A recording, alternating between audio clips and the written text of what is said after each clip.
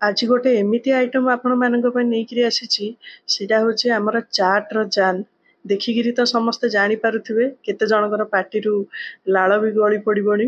हाँ सांग मैंने आज रेसिपी हूँ आमर चाट्र जान इमली तीखा मीठा चटनी खाइबा को एकदम जबरदस्त आउ सबुठु मेन जिनस हूँ आपको आपण 6 मास जाए स्टोर करी रखिपारे।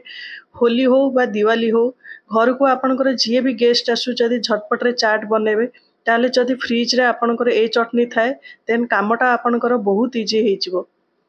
Hello friends, welcome to Bulti's kitchen. केमिति अछंती सांग माने आशा करूची समस्ते भलरे थिबे। आजिर रेसिपी डेरी न करिकरी चलंतु स्टार्ट करिबा। चाट र जान इमली तीखा मीठा चटनी ता पे मु एठी देखंतु तेंतुली नै जाईची मंजी सेथरु बाहर करी नेउची। मंजी नथिबा तेंतुली आपण नेबा पई ट्राई करिवे। एठी देखंतु ताकू मु मंजी जहाँ भी अच्छी सेथरु टिके टिके बाहर करी नेउची। मंजी गोटे दुईटा रही गले भी किछि प्रॉब्लम नै। ताकू मु गरम पानी रे टिके 1 आवर पर्यंत सोक करी नौचे। जदि आपण झटपट बनाती देन गरम पानी ही नेबे। जदि आपण पाखे टाइम अच्छी देन आपण नॉर्मल वाटर भी नहीं पारिबे। सेपटे मु आमर इमली चटनी रो मसला प्रिपेयर करदबा। एठी मु गोटे चामच गोटे टेबल स्पून पानमोहरी, गोटे टेबल स्पून जीरा, गोटे टेबल स्पून ब्लैक पेपर बा गोलमरीच नहीं जिबा।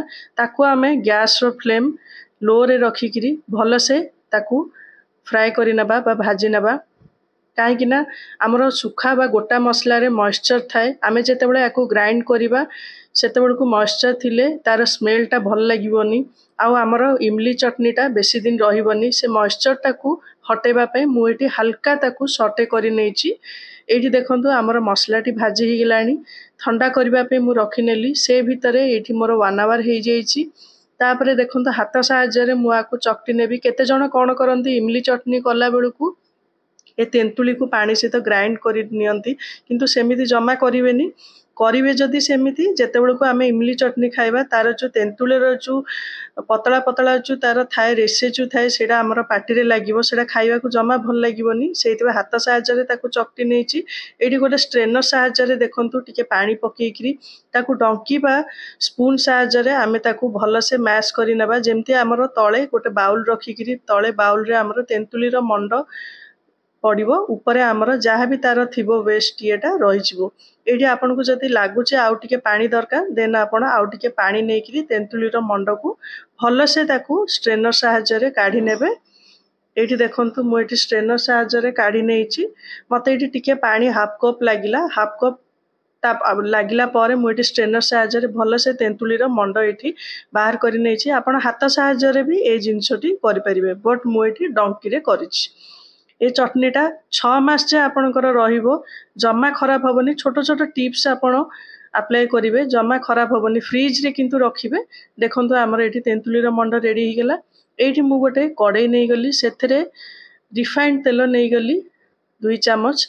रिफाइंड तेल रे गोटे हाफ टेबल स्पून एठी जीरा पके नेली। तापरे 1/4 टीस्पून हिंगु नै गली। हिंगु जति आपणकर स्ट्रांग अछि देन आपण क्वांटिटी टिके कम बेसी भी करि परिबे।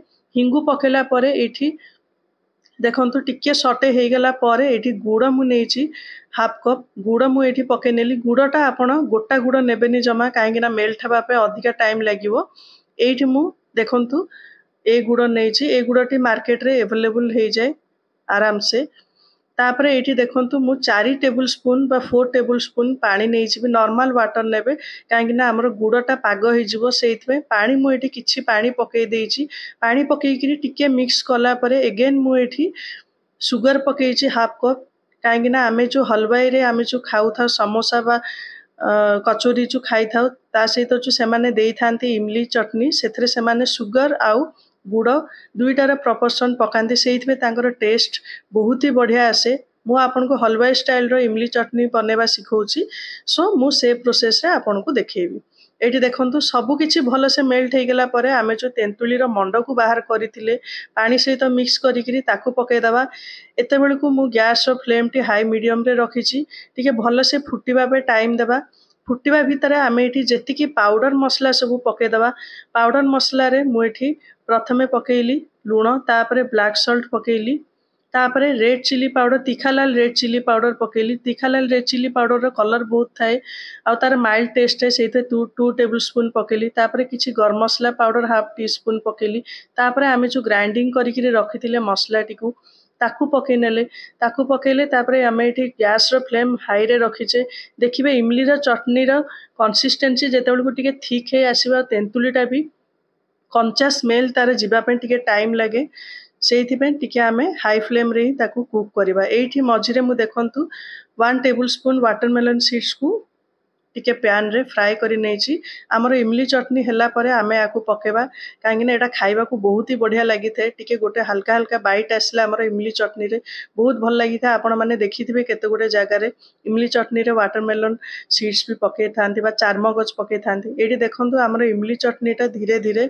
ठीक है आसलाणी आपन को देखिए नोची डंकी रे आपन को देखिए देबी केतिकी ठीक है आसलाणी एडी लास्ट बस फुटिबा पे 5 मिनिट थिबो से स्टेज रे वाटरमेलन सीड्स बा चारमगज जो भाजी के आमे रखिथिले ताकू पके नबा एडी भल से आउ 5 मिनिट हार्डली 5 मिनिट ही लागिवो आपण मने रखिथिबा आमे जो स्टेज रे छाड़ीबा इमली चटनी गैस फ्लेम ऑफ करिकिरी आहुरी सेटा ठीक हे जिवो हमर एबे रेडी हे गेला हमर तीखी मिठी इमली चटनी ए स्टेज रे आमे गैस को ऑफ करी नबा ऑफ कला परे ठंडा हला पर ही आमे आकु स्टोर करिबा देखंतु एतिकी ही कंसिस्टेंसी रहइबो हमर डंकी रे बस गोटे लेयर लागि कि रहइबो ठंडा हला परे मु एठी गोटे पात्र को काढी नउची देखंतु केते तार कंसिस्टेंसी केते ठीक हे गेलानी मु आपन को कहितली जेतिकी रे आमे गैस ऑफ करिबा तारटू आहुरी कंसिस्टेंसी ता ठीक हे जिवो ए इमली चटनी आपण दही बरा हो टिक्की चाट पापड़ी चाट जे कोनोसी चाट आइटम रे एटा होची जान बहुत ही टेस्टी लागिवो आपण माने थरे ट्राई करंतु